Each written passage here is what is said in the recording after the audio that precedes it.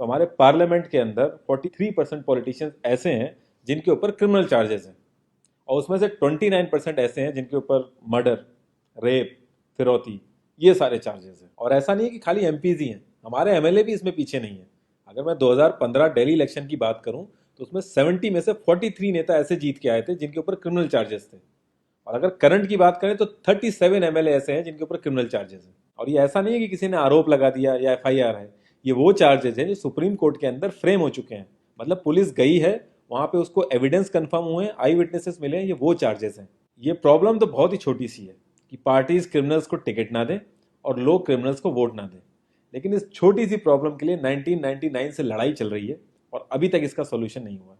1999 में association for democratic reform, जिसे ADR नाम से ज़्यादा जानते हैं लोग, इन्होंने जो भी क्रिमिनल्स हैं पॉलिटिक्स में, इनके लिए एक पीआईएल डाली दिल्ली हाई कोर्ट में, और दिल्ली हाई कोर्ट ने उसको एक्सेप्ट भी कर लिया। जब दिल्ली हाई कोर्ट ने ये पीआईएल एक्सेप्ट की थी तो ये चीज़ वहीं ख़त्म हो गई थी। ये जो नेता जिन्हें हम जिता के लाते हैं ना, ये सब लोगों ने मिल के उस पीआईएल के अगेंस्ट में सुप्रीम कोर्ट में अपील कर दी। जब सुप्रीम कोर्ट से भी इनकी अपील खारिज हो गई तो हमें वो देखने को मिला जो हमने कभी नहीं देखा था, ये सारी पार्टियां एक हो गई।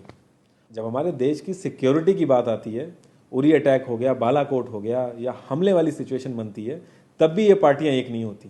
लेकिन इस चीज़ के लिए ये सारी पार्टियां एक हो गई थी, और ये सारी चीज़ें एक ही जगह आके फंस जाती हैं। इंडिया के कानून के हिसाब से जब तक किसी भी आदमी के ऊपर फाइनल जजमेंट नहीं आता तब तक वो बेकसूर है, और उसी चीज़ का फायदा उठता है। अगर कोई आईएएस पीसीएस की तैयारी कर रहा है और उसके ऊपर क्रिमिनल चार्जेस हैं तो उसे ऑफर लेटर नहीं मिलेगा।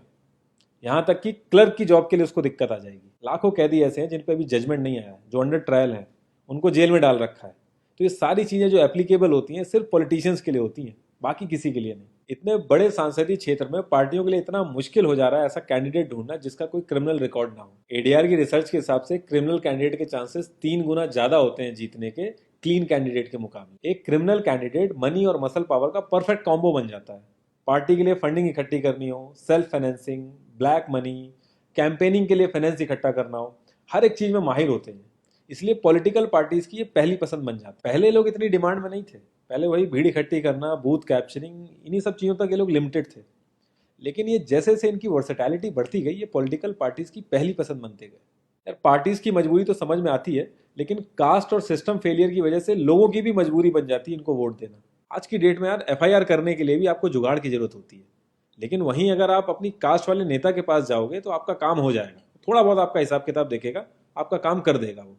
तो ये जो सिस्टम कमजोर है, ये मजबूर करता है लोगों को इन लोगों को वोट देने के लिए, और ये लोग पूरा ध्यान रखते हैं कि ये सिस्टम कभी स्ट्रांग ना हो। अगर तुम क्लोजली ऑब्जर्व करो तो हर नेता यही तो समझाने की कोशिश कर रहा है कि सिस्टम सारा खराब है, सिस्टम में ये कमियां हैं, और मैं तुम्हें इस सिस्टम से बचा लूंगा।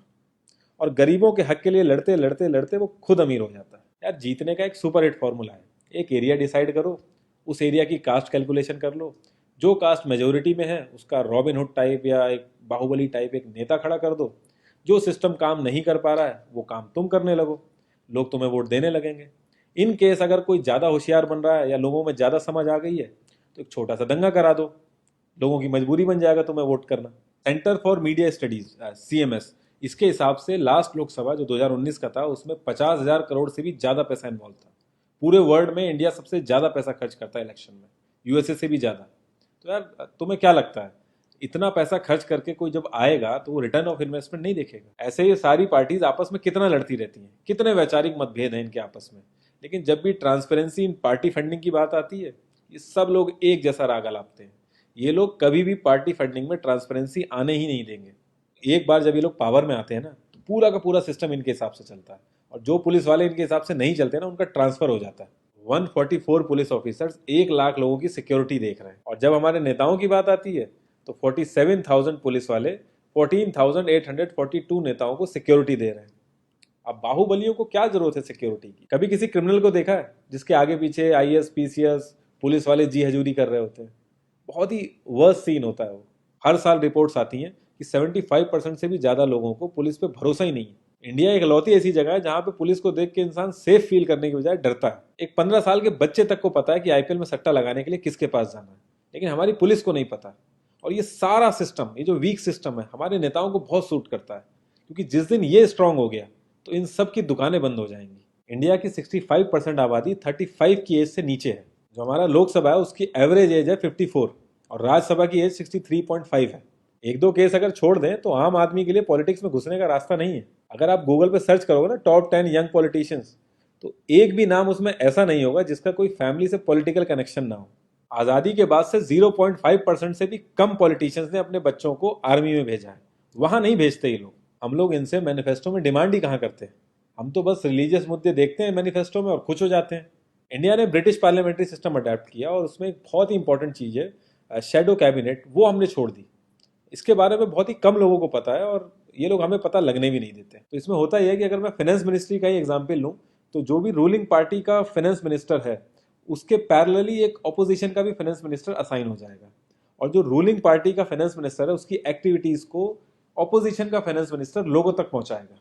और इसी तरीके से हर डिपार्टमेंट में होता है और लोगों के लिए बड़ा बेनिफिशियल रहता है ये। क्योंकि एक छोटे से छोटे काम के लिए हमारे इंडिया में बहुत सारी मिनिस्ट्री इन्वॉल्व रहती हैं, तो एक्चुअल में किस नेता की गलती है पता ही नहीं चल पाता है। इस तरीके के बहुत सारे कॉन्सेप्ट हैं जो हम लोगों को पार्टी से मैनिफेस्टो में डिमांड करने चाहिए, क्योंकि हम लोग तो हमेशा मंदिरों और मस्जिदों के लिए ही लड़ते हैं। ये सारी चीज़ें एकदम से तो सही हो नहीं जाएंगी, लेकिन एक चीज़ हमारे हाथ में है कि यार हम कम से कम किसी क्रिमिनल को तो वोट ना दें। और ऐसा तो होता नहीं कि सारे के सारे लाइन से क्रिमिनल ही खड़े हो जाते हैं। हमें बस इतना करना है कि जो भी कैंडिडेट क्रिमिनल है हमें बस उसे वोट नहीं देना है, भले ही वो हमारी फेवरेट पार्टी का हो, भले ही वो हमारी कास्ट का हो। बस एक दो बार हमें ऐसे करना है, फिर इन लोगों को टिकट ही मिलना बंद हो जाएगा पार्टियों से। जितनी रिसर्च हम अपना मोबाइल फोन खरीदने में करते हैं ना, उसकी 10% रिसर्च भी अगर हमने अपने कैंडिडेट के बारे में कर ली तो ये क्रिमिनल जितने भी हैं पार्लियामेंट में नहीं दिखेंगे, ये वहीं दिखेंगे जहां इनको होना चाहिए। लास्ट में एक ही क्वेश्चन पे मैं इस कॉन्वर्सेशन को एंड करूंगा कि पॉलिटिक्स अगर समाज सेवा है तो सैलरी क्यों, और अगर नौकरी है तो एग्जाम और क्वालिफिकेशन क्यों नहीं।